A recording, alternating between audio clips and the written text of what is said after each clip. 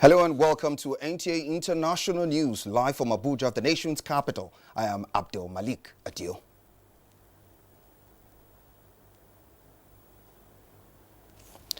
President Muhammadu Buhari says safety of Nigerian patients is sacrosanct as Madagascar COVID-19 drug arrives the country. Nigeria hails Saudi Arabia crude oil court, says the gesture will aid world economic recovery faster. And the Federal High Court halts House of Representatives further action on Nigeria infectious disease bill.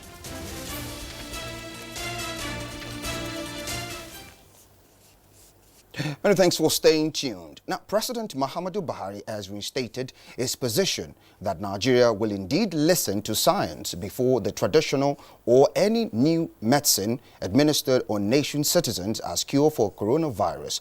The president made this known at an audience meeting with President Umaru Sissoco Embalo of Guinea-Bissau. State House correspondent Adamu Sambo has the details. The Presidential Task Force on COVID-19, led by the Secretary to the Government of the Federation, Boss Mustafa, had informed the nation that a consignment of Madagascan coronavirus cure donated to Nigeria and other West African countries had been shipped to Guinea-Bissau. On a one-day private visit to Nigeria, that country's president, Umaru Sissoco Embalo, brought along with him samples of the traditional medicine as shared to African nations by Madagascar. President Muhammadu Buhari said his position on all such herbal or traditional medicinal postulates had remained the same. Nigeria, he said, has institutions, systems, and processes capable of verifying any such formulations. He emphasized that without the required endorsement by such institutions, his administration will not allow any such native postulation against COVID-19 be put to use in the country. As at the time of filing in this report, Nigeria had recorded 5,445 confirmed cases of COVID-19, and efforts are being intensified towards flattening the curve and ultimately containing the pandemic. From the State House, Adamu Sambo, NTA. Now, the National Inland Waterways Authority, NIWA, is aligning with the federal government in its commitment to flatten the curve and reduce drastically the number of COVID-19 patients in Nigeria. NIWA believes strict adherence to NCDC directives is the nation's best approach to combating the threat of the pandemic. Charles Alpha tells us more. The National Inland Waterways Authority's jetties operations, cargoes, vessels, barges and ferries have all been halted at seas, harbour and ports in compliance with the federal government and NCDC COVID-19 protocols. How then is the Managing Director, George Mogalu, and members of staff responding to the adverse effect of the coronavirus pandemic? Our parent ministry has also asked all of us, all the departments, all the agencies of the ministry to submit their proposals post-COVID, what they intend to do, how they want to get back on stream. For us, we have laid out ways to improve on our work habit, encourage our people, see to what extent we can work to be able to improve on our finances. With contributions to the Presidential Task Force and Lagos State governments in containing the virus, safety of staff, given the easing of lockdown by Mr. President, ranks high as NIWA, aside giving palliatives to communities where it operates, have provided automated hand sanitizers and face masks. NIWA's Riverine Police is enforcing all guidelines on waterways and hinterlands as obtainable on road. In Lokoja, Charles Alpha, NTA News. Now, the Federation of Tourism Association of Nigeria has appealed to the federal government to include its members in its proposed post-COVID-19 intervention fund.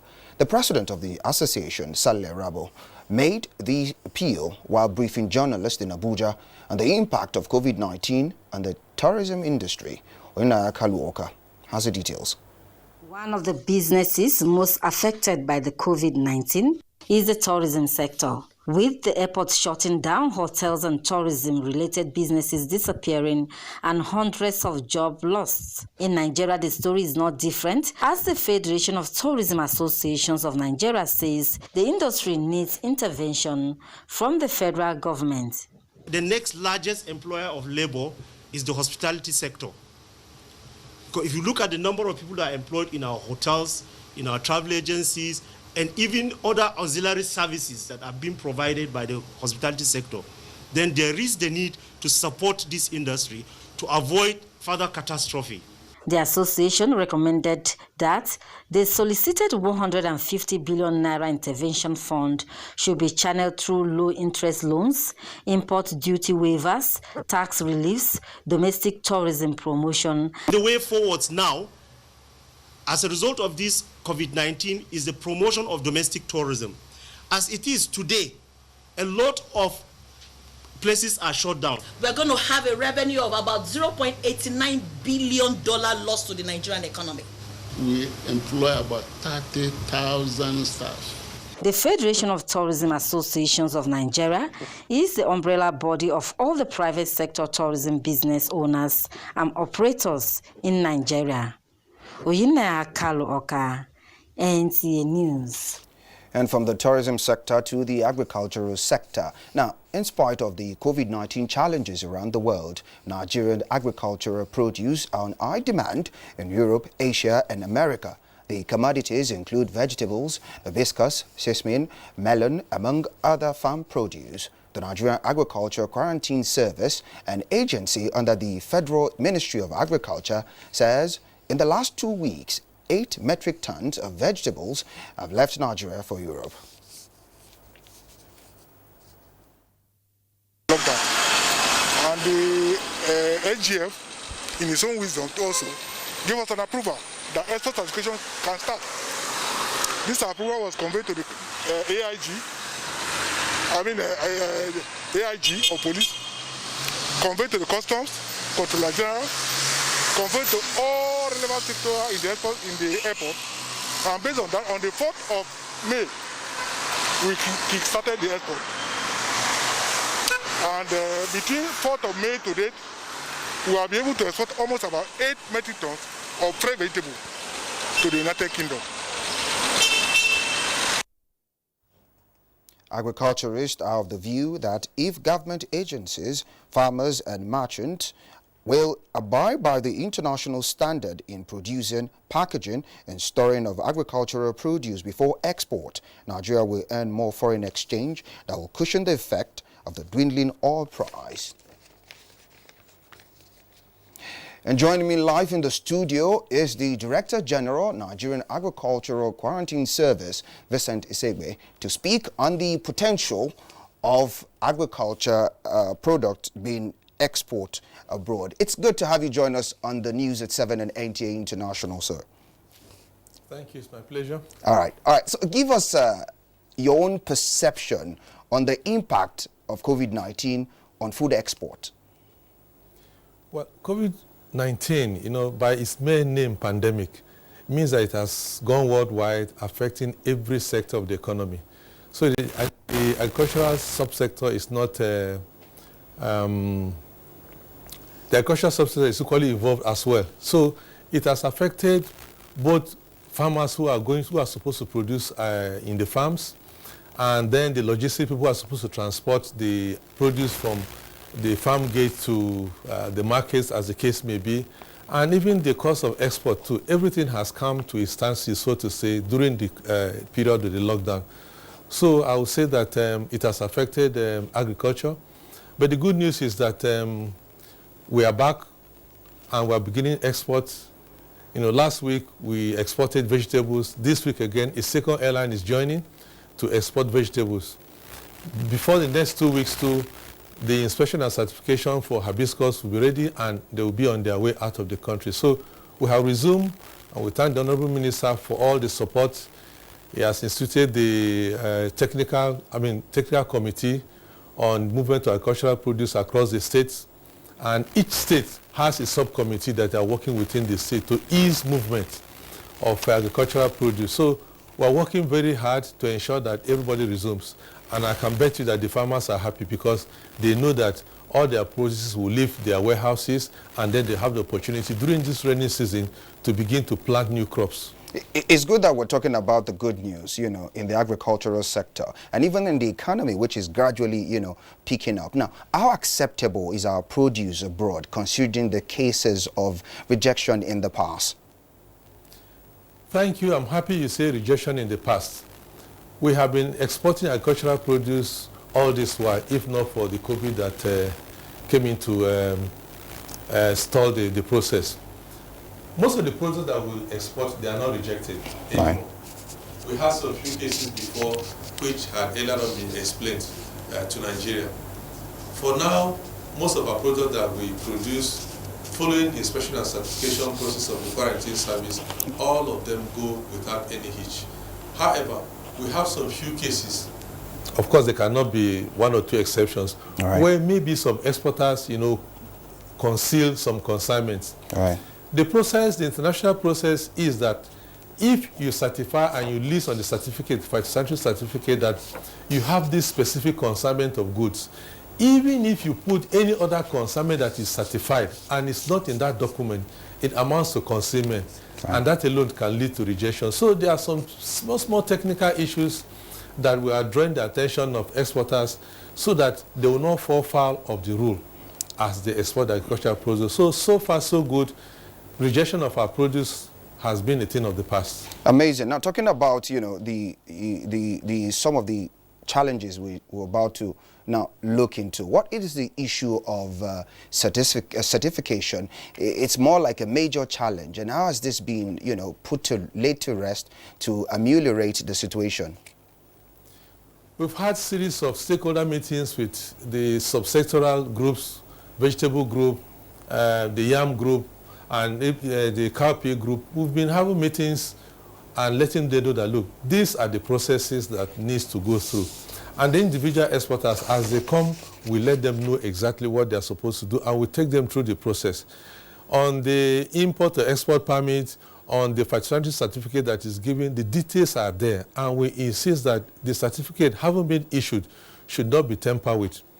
The IPPC, that's the International Plant Protection Convention, states categorically that the certificate issued by the quarantine, which is the phytosanitary certificate, must not be tampered with, altered by any means. So we encourage that if they have any issue, they should revert to the quarantine service, so that at the other end, at the point of reception by the quarantine service of the importing countries, there won't be any issues. We've been having some of the types of commodities that are being exported, and how much can the country earn from them in terms of revenue? We'll be earning quite a lot of revenue from each of the agricultural produce that we export. Before the stoppage of exports of hibiscus, like we said, Nigeria earned $35 million US alone within 9 months. The vegetable that was exported that last week, just by 2 flights alone, we were able to earn about over 200,000 pounds from that export alone. And today, Saturday, another export is going on. For crops like sesame, ginger, those ones are in millions of dollars export annually from Nigeria.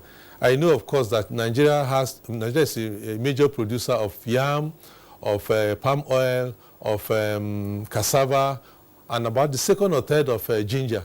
So most of those products are being exported in large numbers. What we are encouraging exporters to do now is that they should add value to whatever produce that they are exporting. Now, there's a difference between exporting raw cashew nuts and then roasting the cashew nuts and exporting. A difference of about 500% to 600% in price. So why can't we invest on cleaning and roasting the cashew nuts so that we can export and earn the premium without passing through middle countries that do the processing and make more money than Nigeria that exports these raw materials? These are issues we are bringing to the various association groups, producers, exporters, so that they can look into it and then probably approach the CBN to be enlisted into the Anchor Borrower Scheme, and then they can begin to set up cottage industries that will add value to the commodities that we're exporting from Nigeria. That's when the farmer will make the big money that we're talking about. Indeed, we hope to make big money from it. Now, that's the Director General, Nigeria Quarantine Service. Many thanks for coming on the news at 7 for giving your insight as regards this topical issue. Thank you very much. All right. President Donald Trump set to restore partial funding to World Health Organization as Africa records over 78,000 cases of COVID-19. Let's join Adebola Brooksland Sunday for the update on the coronavirus in Nigeria and other parts of the world.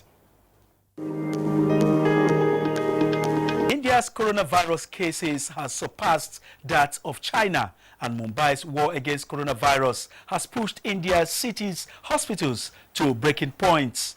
Doctors say relatives are too afraid or unable to claim their dead families because they are quarantined. The country's health ministry has reported 85,940 infections, 2,752 deaths, and 30,786 recoveries. Reports say United States administration is set to restore partial funding to the World Health Organization. President Trump suspended U.S. contributions to the organization on April 14, accusing it of promoting China's disinformation about the coronavirus outbreak, a claim the agency denied. In another development, the World Health Organization has launched a global platform for open and collaborative sharing of knowledge, data, and intellectual property on existing and new health tools in the next few weeks to help countries combat COVID-19. Investing in health is not just the right thing to do,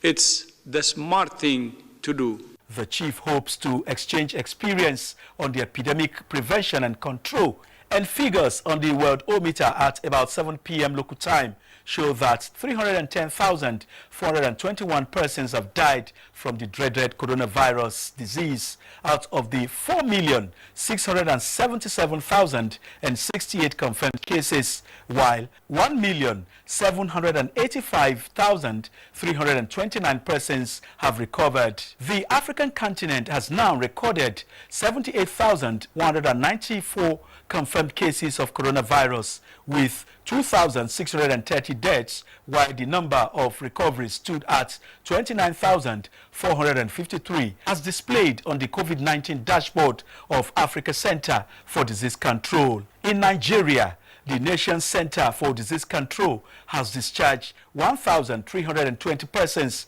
from 5,445 infected with the virus, with a record 171 deaths. Lagos, Kano, Katsina, Bauchi states and the Federal Capital Territory remained at the top of the table, while Imo, Bayelsa, Benue, Anambra and Abia states maintain their positions at the bottom. I am Adebola Brooksland Sunday. Many thanks, Adebola Brooksland Sunday, for that insight. Now, this is NTA International News at 7, broadcast live from Abuja, the nation's capital. A break beckons. When we come back, there will be more news, to stay tuned.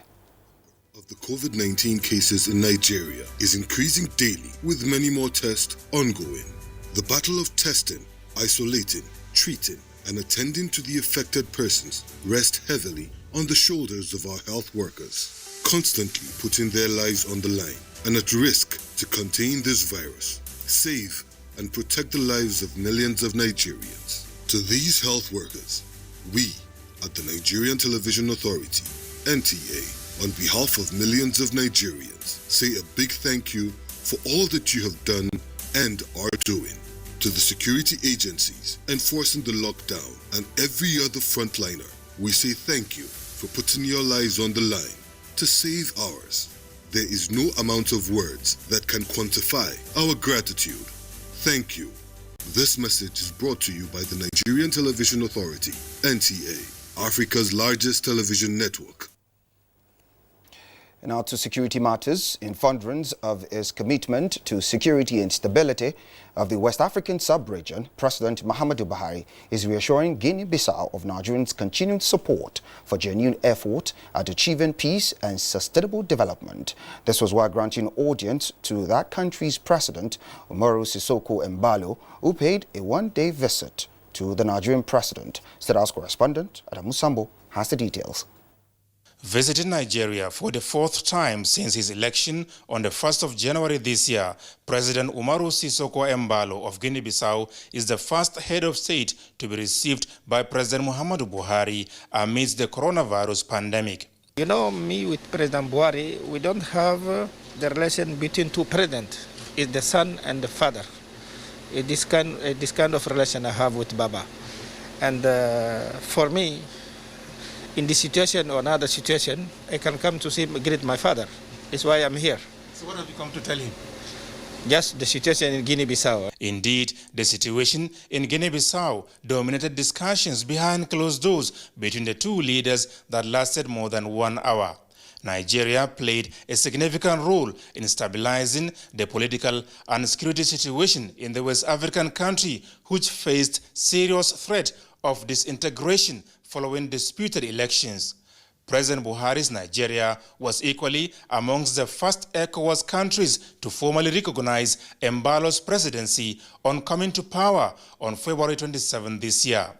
The highly appreciative President Embalo is now in the process of forming a government of national unity in Guinea-Bissau and once again needs the support of the Nigerian leader. The highlights was essentially that, getting the support of, Mr. President before he formally presents his anti-corruption program, which he's launching, and he wants to follow Mr. President's footsteps on that, and then also changing the constitution and bringing all the parties together for a government of national unity.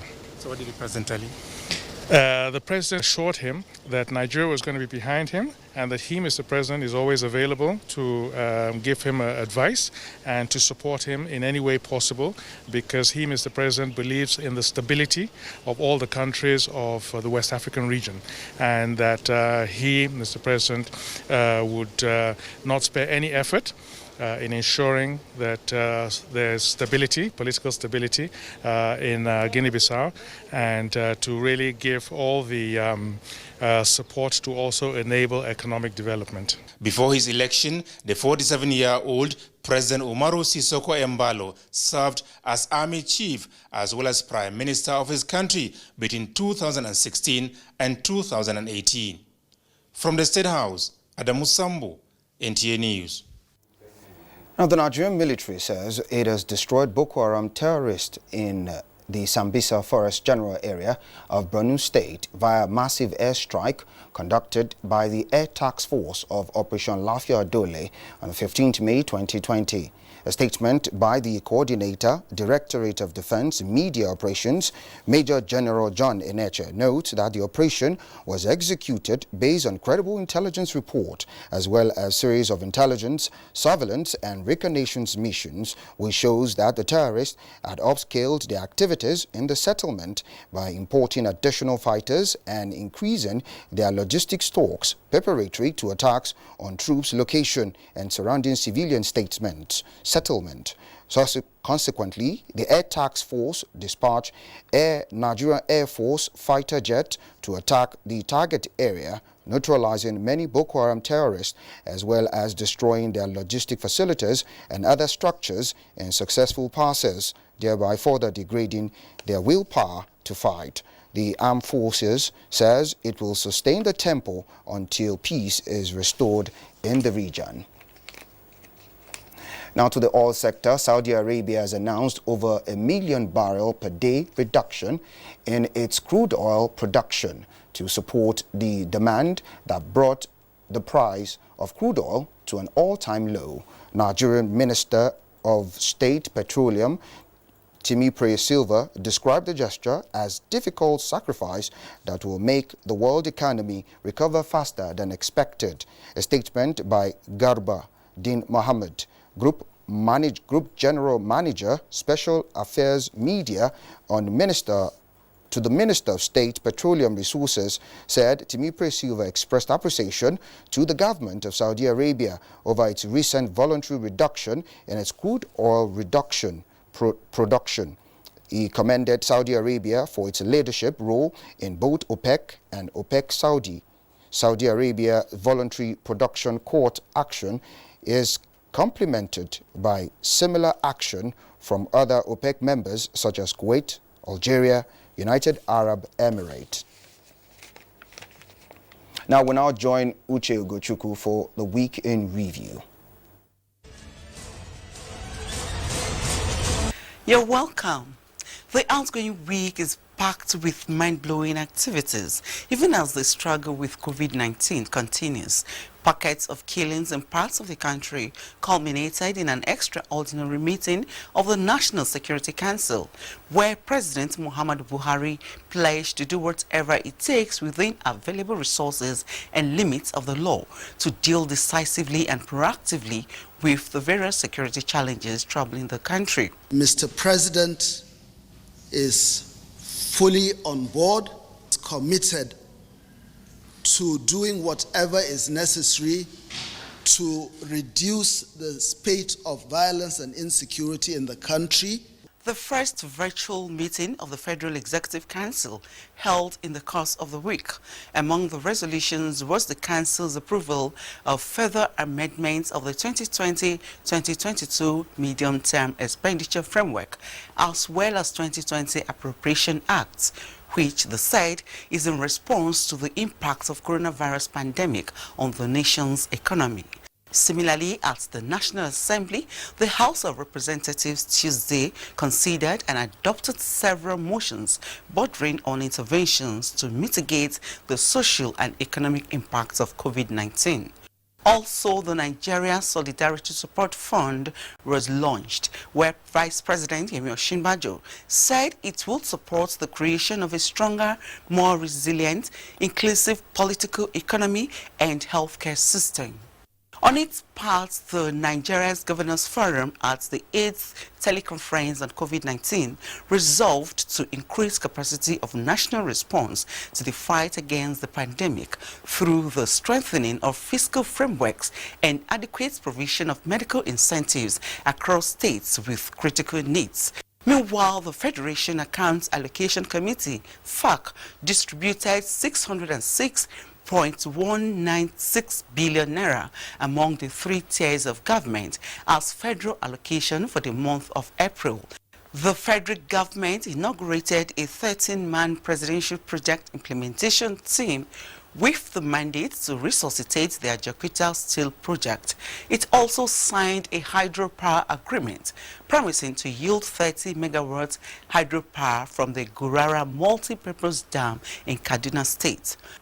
During the week under review, the long-awaited Chief of Staff to the President emerged. He is the former Minister of External Affairs, Professor Ibrahim Gambari. On another news, the Senate received an executive communications from President Buhari requesting the confirmation of 42 persons as career ambassadors designate and 4 nominees as chairman and members of the Nigerian Law Reform Commission. That's the week in review. I am Uche Ugochukwu. Thanks for staying tuned.